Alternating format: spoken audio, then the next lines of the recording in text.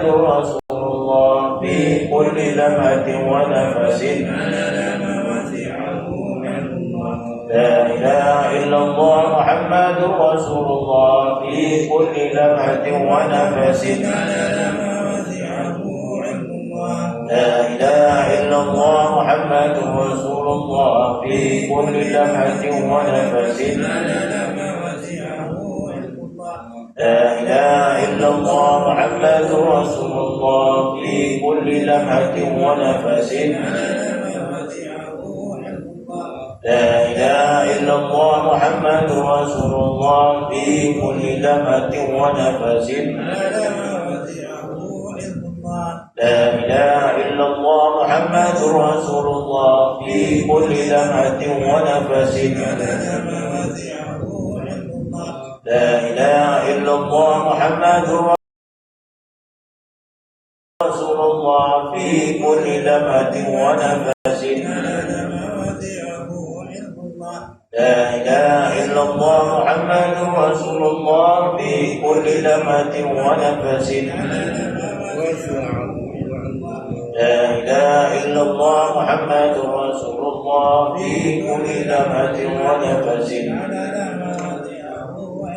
اللهم صل على سيدنا محمد اللهم صل عليه وسلم اللهم صل على سيدنا محمد اللهم صل عليه وسلم اللهم صل على سيدنا محمد اللهم صل عليه وسلم اللهم صل على سيدنا محمد اللهم صل عليه وسلم اللهم صل على سيدنا محمد اللهم صل عليه وسلم اللهم صل على سيدنا محمد اللهم صل عليه وسلم اللهم صل على سيدنا محمد اللهم صل عليه وسلم اللهم صل على سيدنا محمد اللهم صل عليه وسلم اللهم صل على سيدنا محمد اللهم صل عليه وسلم اللهم صل على سيدنا محمد اللهم صل عليه وسلم اللهم صل على سيدنا محمد اللهم صل عليه وسلم أستغفر الله أستغفر الله أستغفر الله أستغفر الله أستغفر الله أستغفر الله أستغفر الله أستغفر الله أستغفر الله أستغفر الله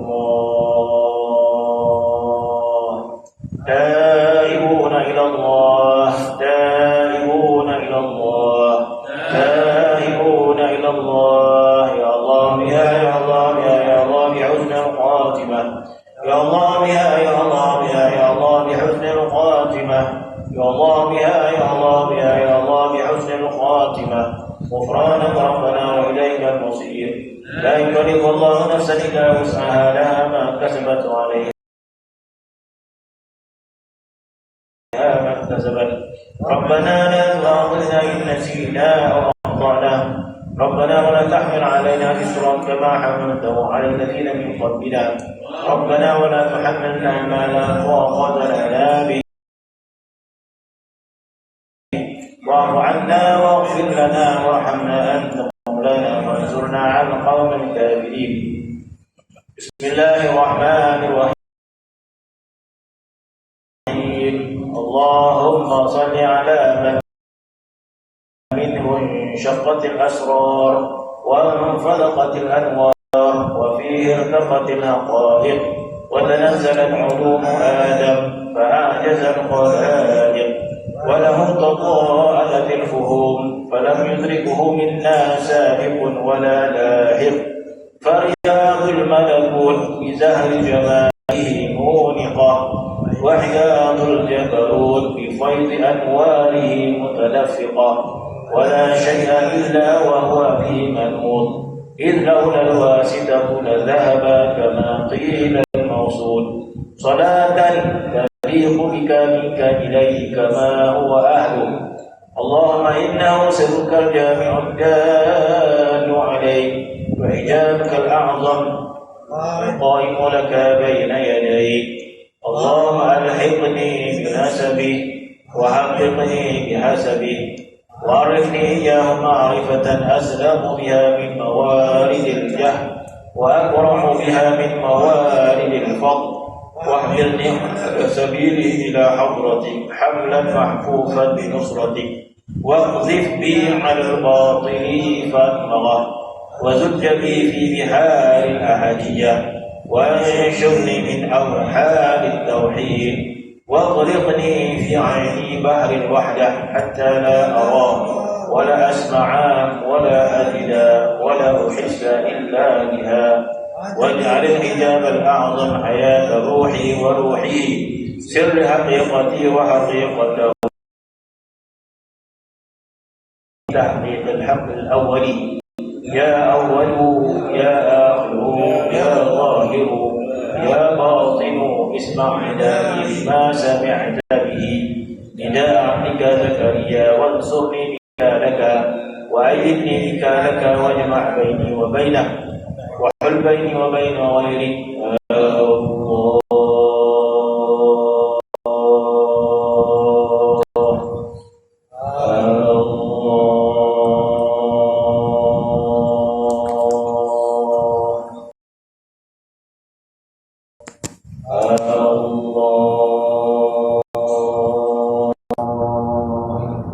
إن الذي فرض عليك القرآن لرادك إلى معاد ربنا آتنا من لدنك رحمة وهيئ لنا من أمرنا رشدا ربنا آتنا من لدنك رحمة وهيئ لنا من أمرنا رشدا ربنا آتنا من لدنك رحمة وهيئ لنا من أمرنا رشدا إن الله وملائكته يصلون على النبي يا أيها الذين آمنوا صلوا عليه وسلموا تسليما صلوات الله وسلامه وتحياته ورحمته وبركاته على سيدنا محمد عبدك ونبيك ورسولك النبي الأمي وعلى آله وصحبه على الشفع والوتر وعلى كلمات ربنا التامات المباركات سبحان ربك رب العزة عما يصفون وسلام على المرسلين الحمد لله رب العالمين.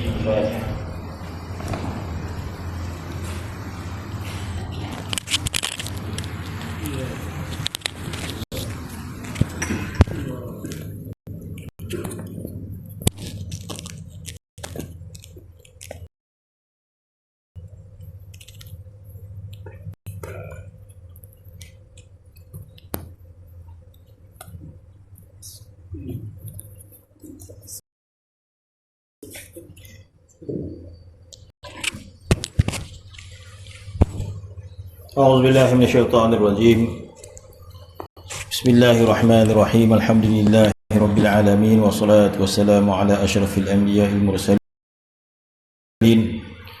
سيدنا محمد وعلى آله وصحبه أجمعين رب اشرح لي صدري ويسر لي أمري واحلل عقدة من لساني يفقهوا قولي اللهم زدنا علما وفهما والحقنا بالصالحين آمين يا رب العالمين. Yang dimuliakan tetamu kita semua kita ni adalah merupakan Profesor Madya Dr. Muhammad Khairi daripada USIM dan beliau juga membawa tarikat Naqsyabandiyah yang berdaftar di 9 pada malam ini datang untuk berziarah ke pondok kita ini. Masya Allah, ahlan wa sahlan, betul. Dia baca kita hikam di hadapan doktor kan. Jadi insya Allah mudah-mudahan diberkati oleh Allah Subhanahu wa taala. Maka dia minta doktor tafsir.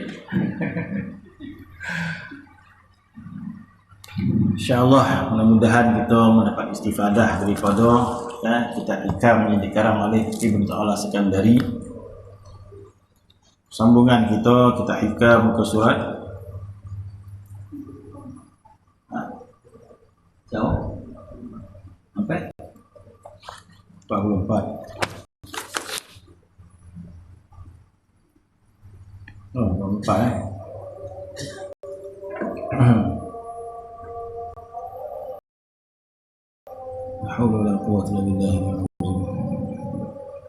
Allah.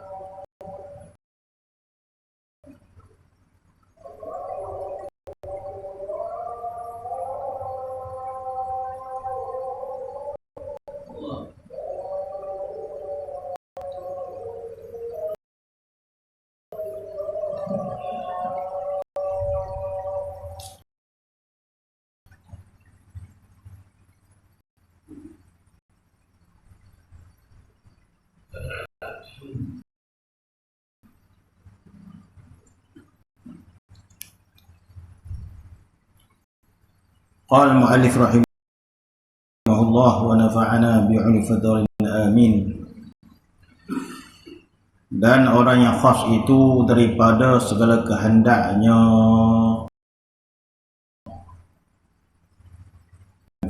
Bawah.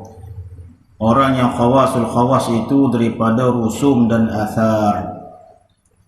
Yakni orang yang khawasul khawas itu merdeka daripada rusum dan athar. Jadi rusum dan athar bermaksud mereka daripada makhluk ini. Sambungan daripada kata-kata hikam yang disebut oleh Ibnu Al-Sakandari dengan katanya anta hurrun mimma anta anhu ayisun wa abdun lima anta lahu tabi'un. Jadi kata-kata hikam yang berikan makna kemerdekaan ataupun memberikan makna ubudiyah kita kepada Allah Subhanahu wa taala. Apakah ini maksud dengan ubudiyah kepada Allah Subhanahu wa taala? Jadi dimaksudkan ubudiyah kepada Allah Subhanahu wa taala adalah kemerdekaan seseorang daripada makhluk ini. Maka katanya anta hurun, kamu itu akan jadi merdeka. Ketika mana mimma anta anhu ayisun, sesuatu yang kamu ayisun tidak suka. Ayisun tidak terpaut, tidak tertambat.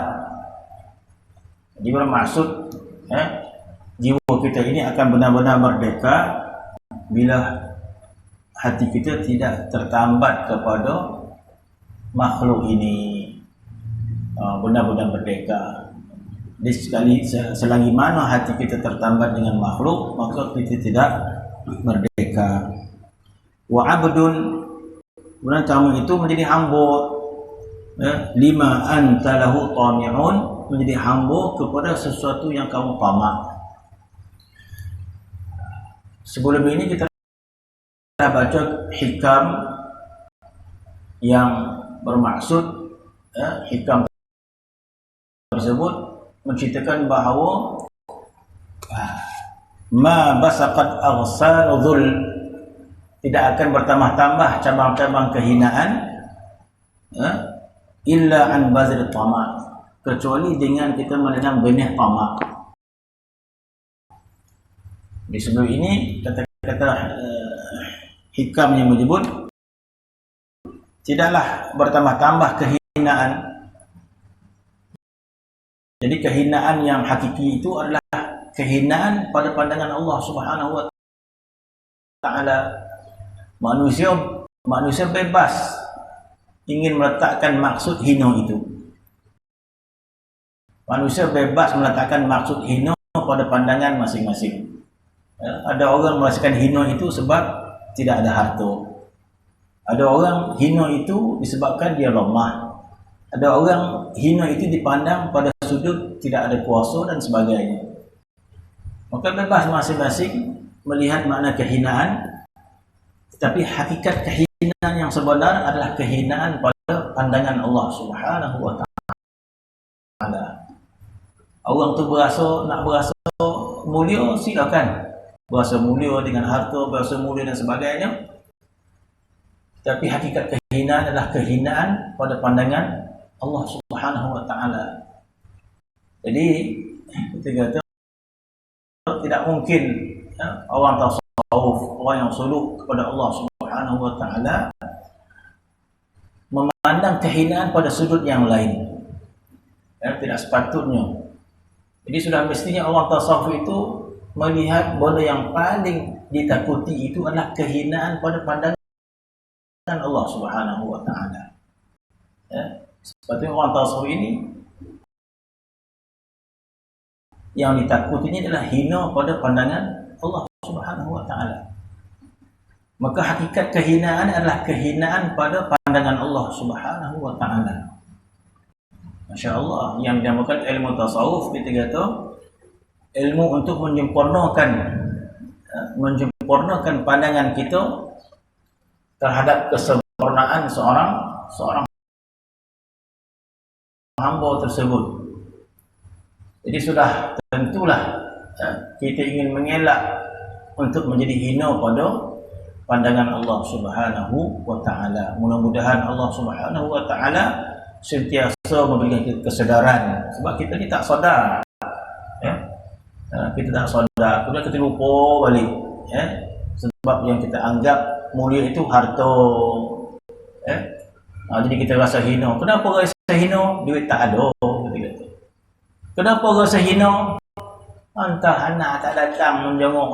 Kita kata rasa hina. Hina pandangan kita. Tak ada manusia, anak tak datang ziarah, cucu tak datang ziarah. Apa ni wan? Entahlah. Kita kata hina sesuai. Sebab apa? Sebab kita rasa hina itu bila tidak ada manusia menyayangi kita, kita rasa hina.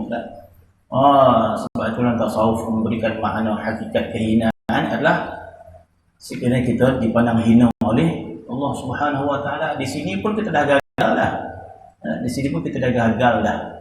Sebab kita sentiasa mengalih pandangan kemuliaan itu pada pandangan yang lain. Ada duit rasa mulia, ada harta rasa mulia, ada pangkat kita ini dipandang orang manusia, kita rasa di situ kita. Mudah-mudahan Allah Subhanahu wa taala memberikan kekuatan bahawa kehinaan itu adalah kehinaan di sisi Allah Subhanahu wa taala. Hakikat kehinaan adalah kita hina di padang mahsyar nanti. Hakikat kehinaan bila kita hina berada di hadapan Allah taala di padang mahsyar nanti. Masya-Allah. Kita berasa mulia di dunia dengan pandangan yang palsu. Bagaimana kita di akhirat nanti? Masya-Allah. Sebab itu ahli tasawuf seperti rasa bimbang sekiranya mereka jadi dipandang hina oleh Allah Subhanahu wa taala. Masya-Allah, manusia menyanjungnya, manusia mengangkatnya. Apakah pada pandangan Allah kita benar-benar mulia? Inilah yang amat dibimbangkan. Sebab yang nama dia hina adalah hina pada pandangan Allah Subhanahu wa taala. Maka kata Ibn Atas Sekandari, ma basaqat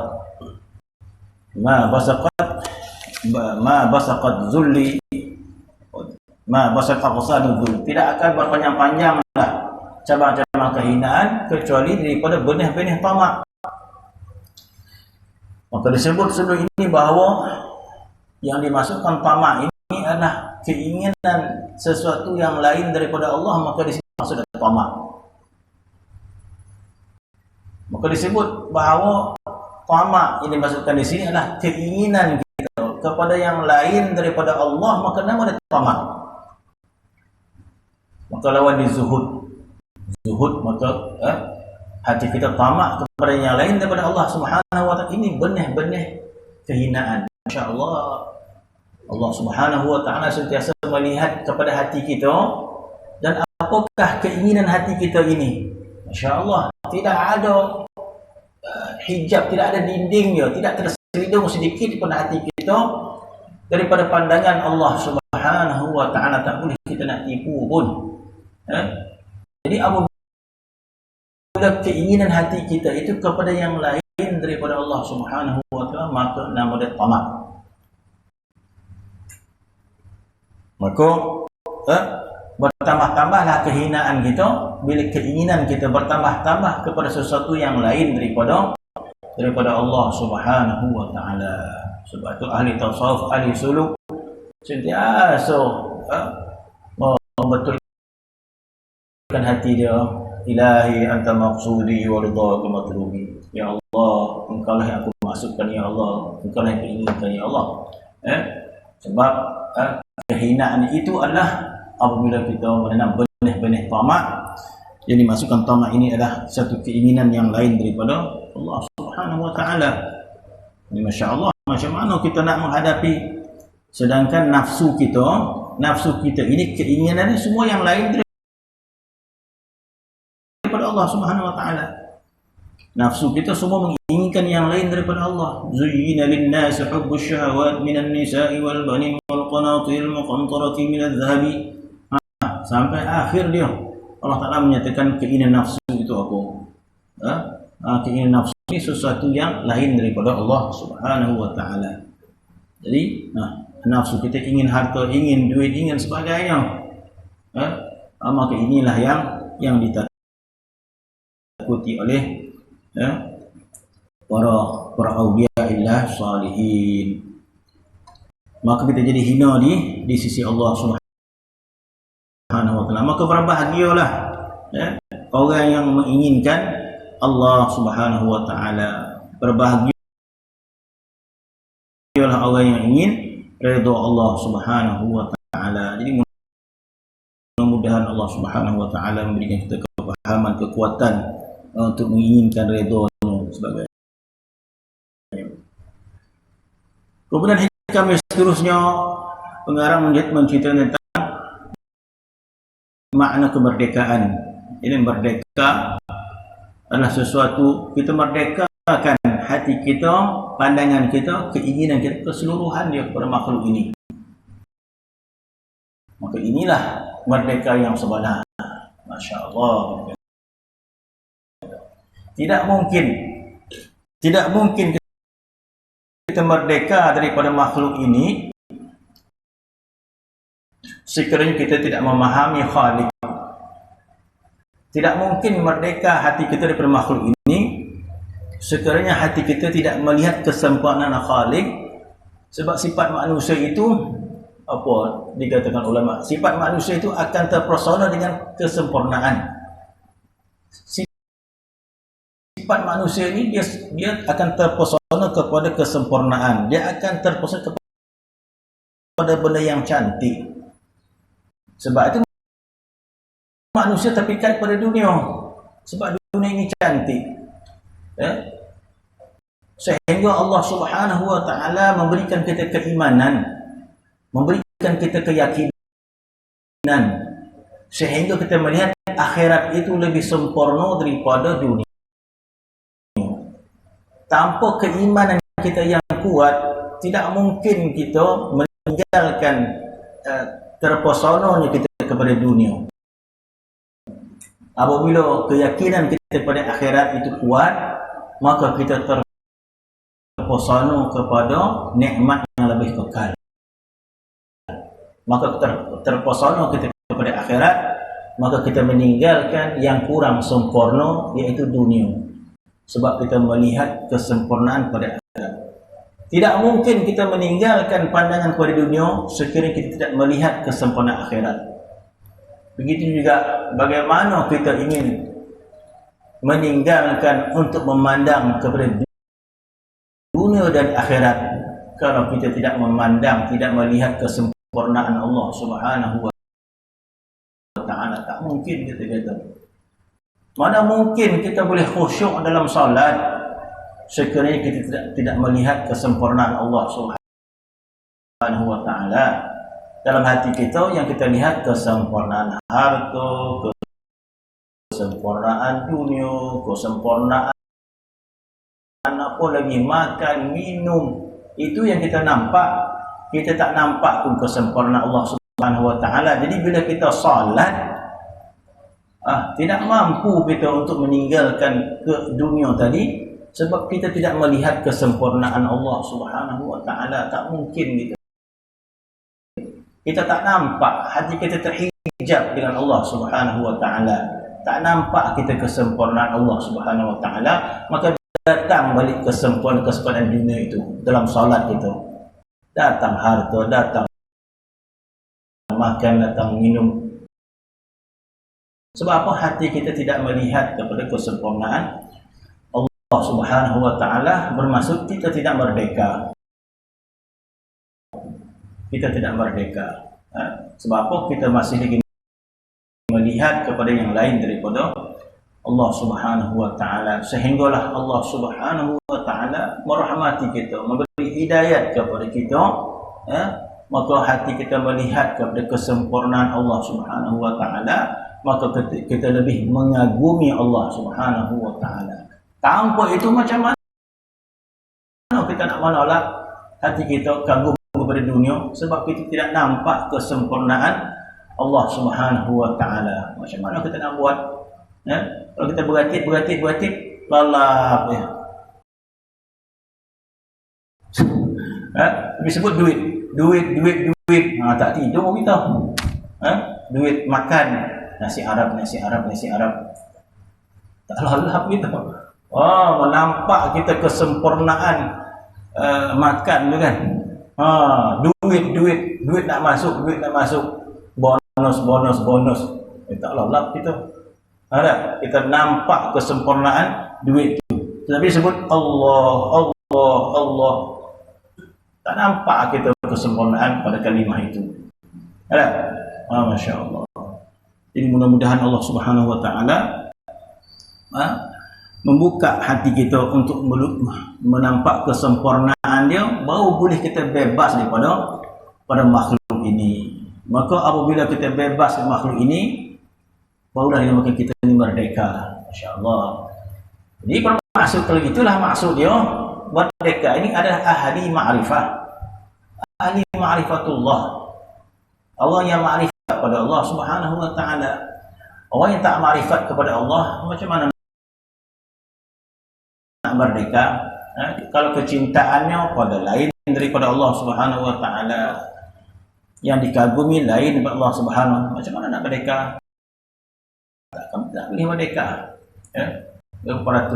Sehinggalah Allah Subhanahu wa ta'ala membuka hijab daripada hati kita, hasil daripada zikir kita, hasil istiqamah kita, istiqamah dengan zikrullah, istiqamah dengan zikir, dan juga dengan keinginan kita untuk ma'rifat kepada Allah Subhanahu wa ta'ala, himmah kita, keinginan kita, kejujuran kita untuk ma'rifat kepada Allah Subhanahu wa ta'ala, dan istiqamah kita dengan beramal, kejujuran hati kita. Ulama kata sekiranya jujur, maka kita akan dapat apa yang kita hendak. Sebagaimana selawah ulama, selalu Tuan Guru selalu selawah, kalau perut kamu itu jujur, dia akan dapat apa yang hendak. Keinginan perut ni begitu kuat.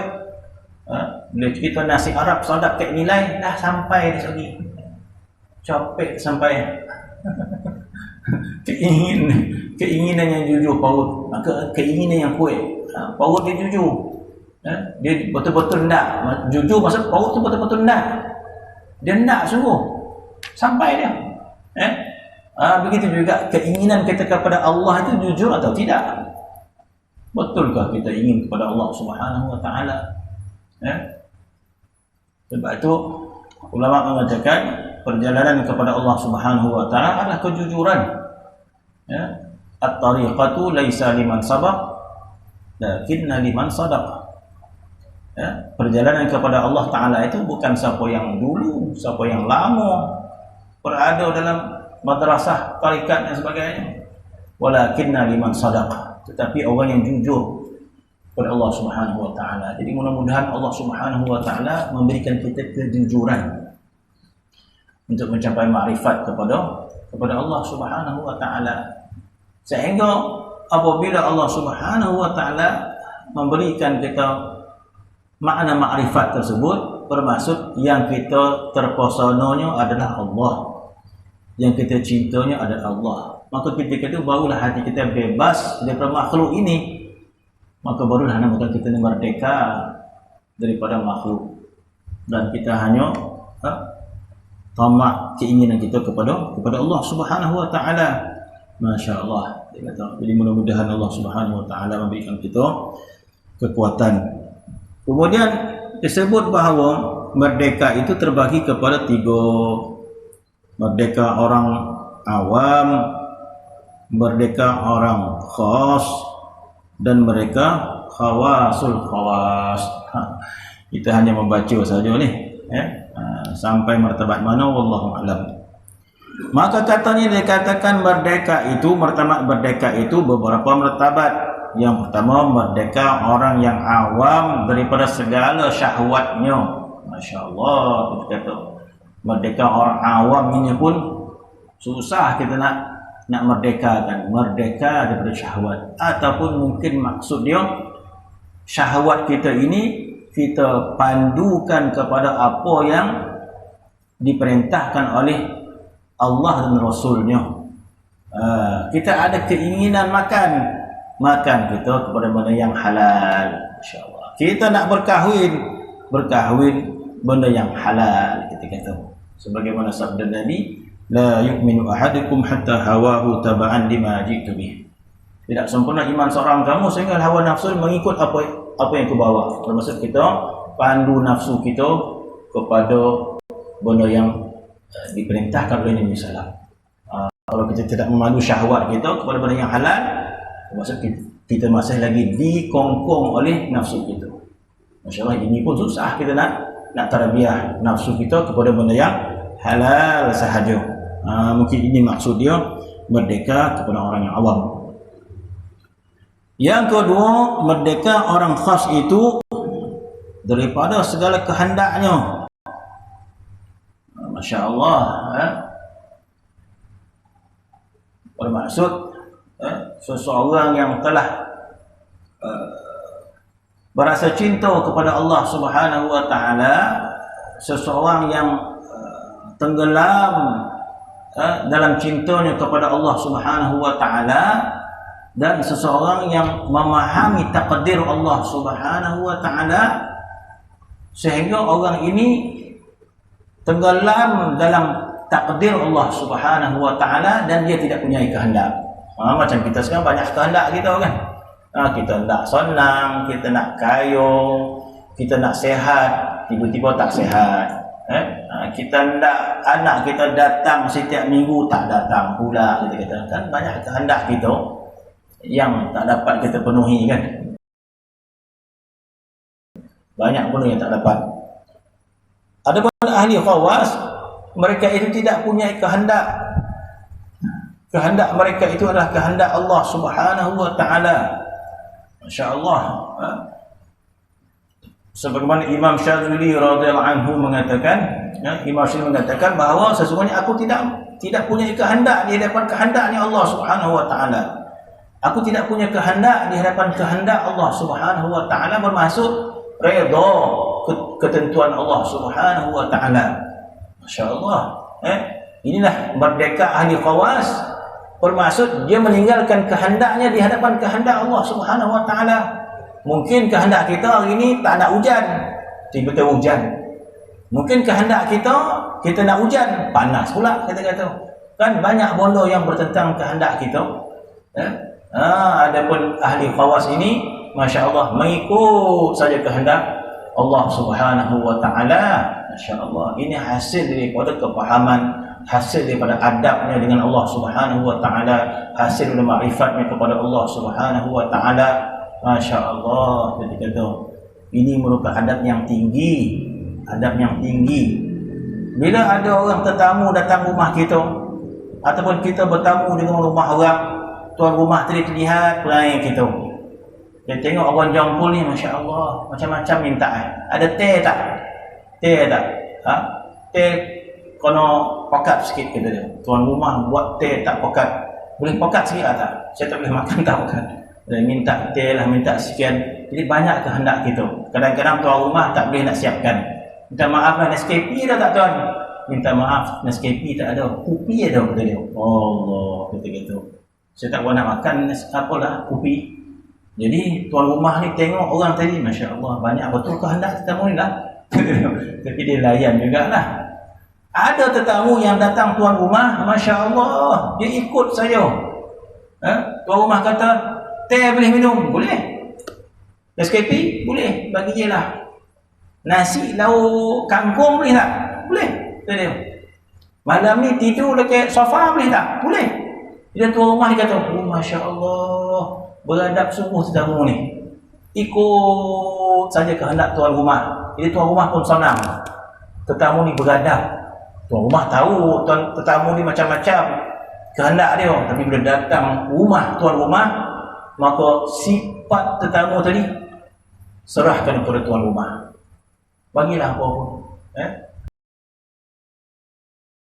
Nasi dengan telur goreng boleh tak? Boleh. Ikut jadi tuan rumah kata, masya-Allah, ini tetamu yang beradab. Begitulah kita sebagai tetamu Allah Subhanahu di dunia ini, bagaimana cara kita berhadap dengan Allah Subhanahu wa taala. Kebanyakan manusia itu membantah Allah Subhanahu wa taala. Kebanyakan manusia membantah Allah. Kenapa ya Allah? Kenapa ya Allah? Kenapa ya Allah? Kenapa ya Allah? Awalam yaral insanu anna khalaqnahu min nutfatin fa idza huwa khasimun mubin. Apakah kamu tidak melihat manusia itu? Inna khalaqna awalam yaral insanu anna khalaqnahu min nutfatin. Apakah kamu tidak melihat manusia dijadikan dari nutfah? Fa idza tiba-tiba dah besar.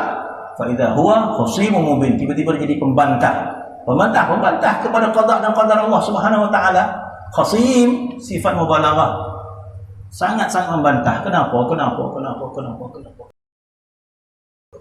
Masya-Allah. Para aulia mereka itu memilih untuk beradab dengan Allah Subhanahu wa taala. Maka memilih menerima sahaja. Apakah Allah Taala tak tahu kita ni nak sihat? Apakah Allah Ta'ala tak tahu kita ni nak harta, nak senang, nak macam-macam? Apakah Tuhan tahu? Allah Subhanahu wa taala lebih mengetahui keperluan kita daripada keperluan kita sendiri, daripada kita sendiri. Dan kita dah sebut sebelum ni, kita pun tak tahu keperluan kita sebenarnya. Allah Ta'ala lebih mengetahui keperluan kita. Kita sendiri pun tak tahu apakah kesempurnaan makan minum kita. Kita tak tahu. Kalaulah Allah Subhanahu wa taala bagi kita koteh, dia bagi kotak, kemudian sila tulis nak makan apa kat syurga nanti. Oh, kita pun nak nasi Arab kambing, makan kita minum kita. Kemudian Tuhan minta tulis rumah kamu nak macam mana. Kita tulis dah, kalau boleh macam Putrajaya ni. Kalau kita mencorak nikmat kita di syurga kita lah yang paling buruk sekali. Kalau kita menulis apakah makanan kita dalam syurga, kita tulis senarai makanan kita, kita tulis senarai minuman kita, syurga kita yang paling buruk sekali. Ini bermaksud nikmat syurga itu Tuhan yang lebih mengetahui apa yang sempurna untuk diri kita. Jadi bermaksud Tuhan mengetahui keperluan kita lebih pada diri kita sendiri. Tuhan tahu apakah yang makanan yang lazat untuk kita lebih daripada diri kita sendiri. Kita pun tak tahu. Allah Subhanahu wa taala akan beri kita selazat-lazat makanan, selazat-lazat minuman, selazat-lazat nikmat, sehingga nikmat syurga itu ma la indrat wala udhun sami'at wala khatara ala qalbi bashar. Masya-Allah, luar biasa. Tapi dunia kenapa Allah Taala tidak penuhi? Masya-Allah, ya Allah, aku bukan nak banyak sangat, ya Allah, 100 juta ya. Oh, tak dapat gitu. Ya Allah, aku bukan nak apa sangat, nak pinggang ni sehat jadilah. Ni tak sehat-sehat. Masya-Allah, kenapa Tuhan tak bagi kita? Masya-Allah. Dunia tempat ujian Allah Subhanahu wa taala.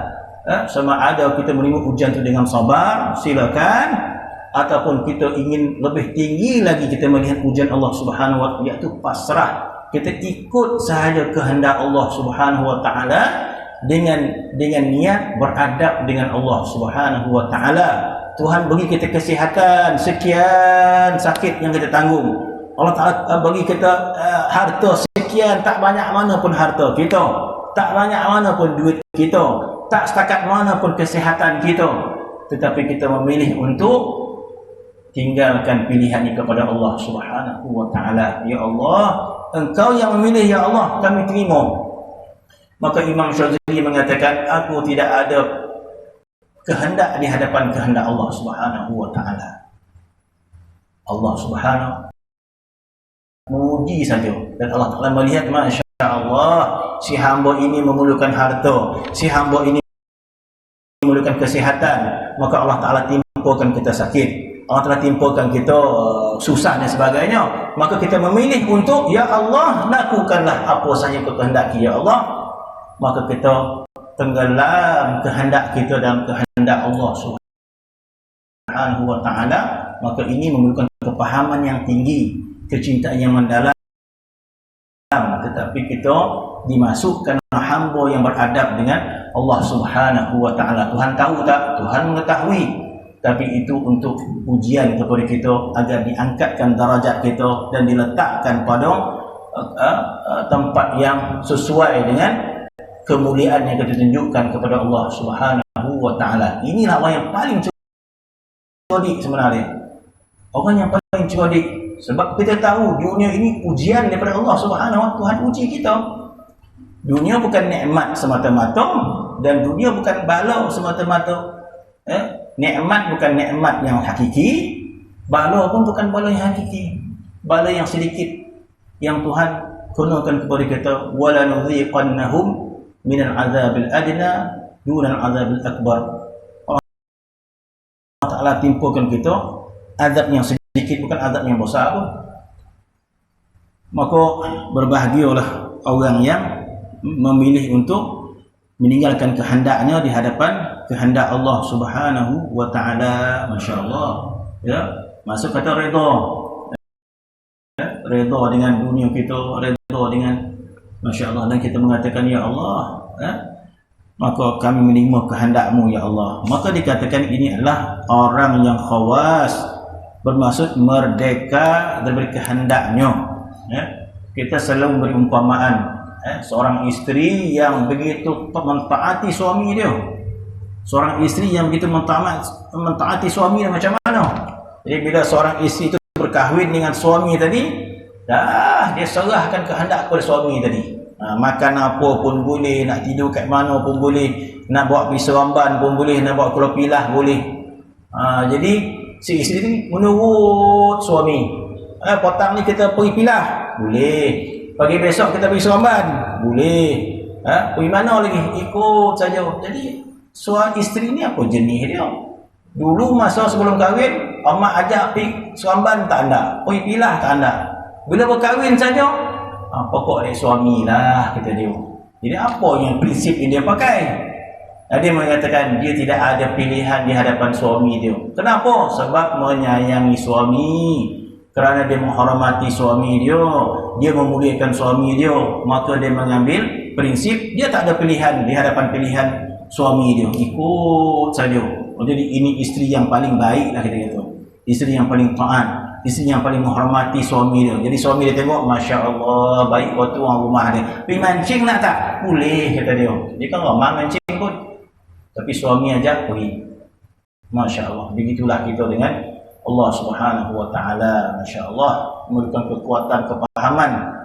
Mudah-mudahan Allah Subhanahu Wa Taala memberikan kita kekuatan kepahaman ini untuk kita mengikut kehendak Allah Subhanahu Wa Taala sebagai satu ujian daripada Allah Taala menguji kita. Terlampau banyak ujian Tuhan uji kepada kita dalam bentuk yang kita tak suka kan. Banyak benda kita tak suka hidup ni. Banyak benda kita tak suka hidup ni. Itu adalah ujian kepada orang yang suruh kepada Allah Subhanahu Wa Taala. Itu adalah ujian halus untuk kita menjadi hamba yang benar-benar beradab dengan Allah Taala. Kalau kita nak pilih untuk beradab, pilihlah. Allah tak orang yang sakit ya. Kita nak pilih macam tu, pilihlah. Apa lagi kita tak suka betul hidup ni, kita kata banyak benda yang kita tak suka. Jadi kalau kita memilih untuk menyerahkan segala urusan kita kepada Allah Subhanahu Wa Taala sampai tahap tidak ada lagi kemarahan kita kepada Allah Subhanahu Wa Taala. Kita hanya bergembira sahaja. Apa saja yang Tuhan kurniakan, dah. Sebab yang menentukan adalah Allah Subhanahu Wa Taala. Tuhan yang menentukan, Tuhan yang pilih. Jadi kita memilih untuk terima saja. Maka kita termasuk dari kalangan awliya'illahi salihin. Bila kita memilih untuk terima apa saja ketentuan Allah, sama ada sakit, sama ada susah dan sebagainya, kita memilih untuk apa yang Tuhan pilih, itulah pilihan kita. Maka tidak ada lagi sedih, tidak ada lagi duka-cita. Maka Allah Ta'ala masukkan kita di kalangan para awliya'illahi salihin. Bukanlah para awliya itu orang yang terabang, orang yang apa. Tak. Para awliya itu orang yang pasrah, redha pada ketentuan Allah Subhanahu Wa Taala sehingga tak ada sedih lagi. Susah tak sedih, sakit pun tak sedih. Sebab ini pilihan Allah, maka kita pasrah saja. Maka Allah Taala mengatakan ala inna awliya Allah la khaufun alaihim wa la hum yahzanun. Ketahuilah para awliya itu la khaufun alaihim, mereka tak ada rasa takut dan mereka tak ada rasa sedih. Sebab apa? Sebab dia mengikut saja apa yang Tuhan tentukan. Yang sedih ni macam-macam. Yang kita macam-macam, Allah sepatutnya dan sehat sampai umur 90 tahun. Ini umur 80 tahun dah sakit. Kita pun sedih sebab sakit, sedih kan sebabkan susah. Kenapa kita sedih? Sebab Allah Ta'ala tidak memenuhi kehendak kita. Sebab itu kita sedih. Macam-macam kesedihan kita sebab Tuhan tidak memenuhi kehendak kita. Ya Allah, aku nak kaya, ya Allah, kau bagi miskin, sedih. Ya Allah, aku nak sihat, ya Allah, kau bagi sakit, sedih. Banyak sangat benda yang menyedihkan kita sebab kita tidak memahami makna kehambaan kepada Allah Subhanahu Wa Taala. Kita memahami bahawa Allah menguji kita, Allah Taala tidak mendahului kita. Allah Taala mengetahui apakah kebahagiaan kita yang sebenarnya. Maka di akhirat nanti Tuhan berikan segala-gala dia.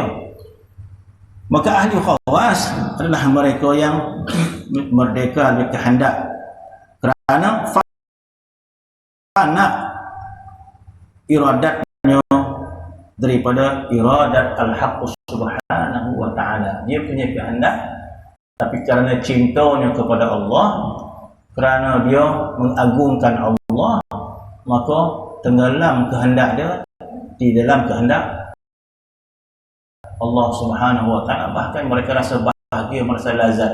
Seorang isteri rasa bahagia bila ikut suami dia, walaupun bondo yang suami bawa ni tak ramah pun. Pergi mancing, kata suaminya, tak pernah pergi mancing semua hidup pun.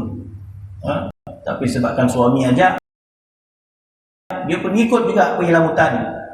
Isteri rasa bahagia sangat sebab dia mengikut orang yang dicintai.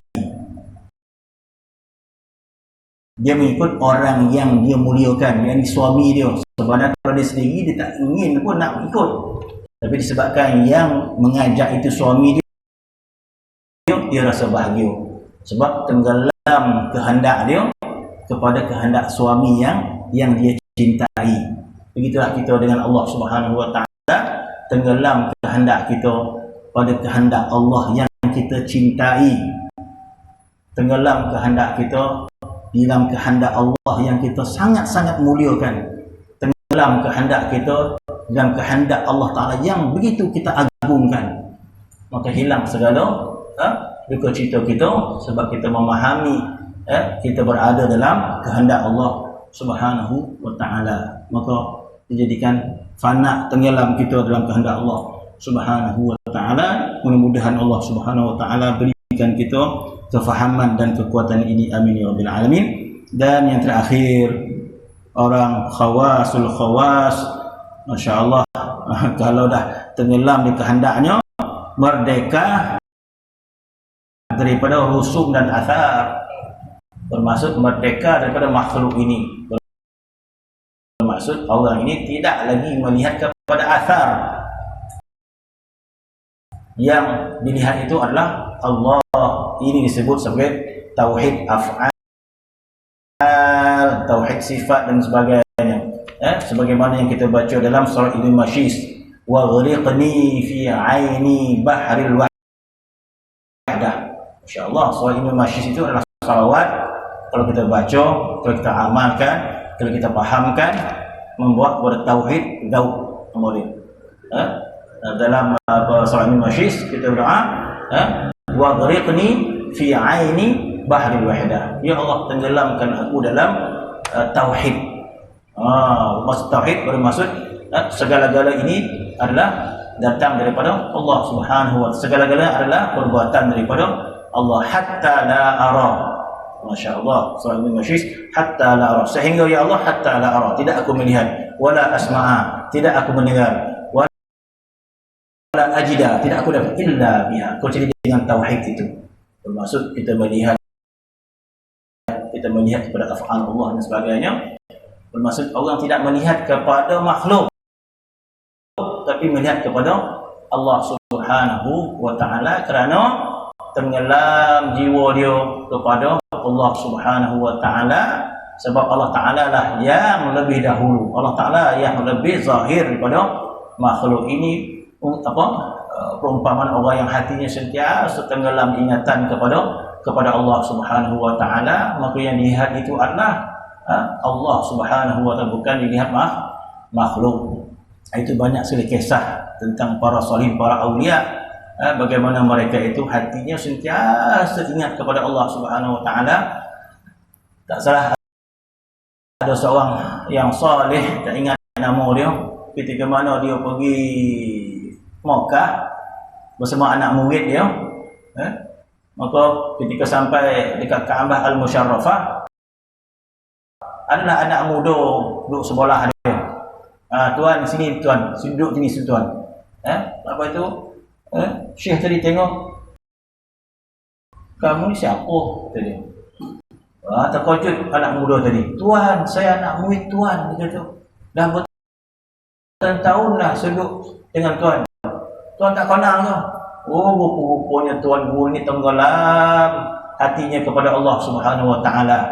Selama ni anak murid dia rasa tuan guru mengerti pada dia, tak?